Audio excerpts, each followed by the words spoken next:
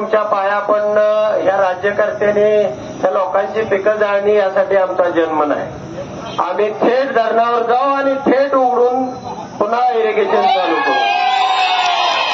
आम्ही अशा पद्धतीचं कधी ऐकत नाही. तुमच्याकडे उत्तर नसेल, तुमची तयारी करून यायला पाहिजे होतं. एका दिवसामध्ये रात्रंदिवस काम करायला पाहिजे होतं. जीवन मरणाचा प्रश्न हजारो लोकांच्या डोळ्यामध्ये अश्रू आहे.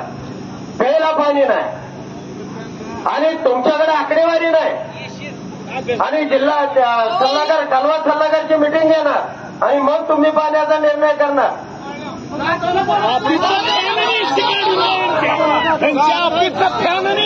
तुमच्याकडं सगळं आज संध्याकाळपर्यंत तुम्ही त्या कालव्याची दुरुस्ती करून घ्यायची. काय मशिनरी लावायची ते लावा, नसेल तर आम्ही लावतो आणि आम्ही तो दुरुस्त करून घेतो. कालव्यामध्ये अजून पाणी आहे. एकदा बोलला की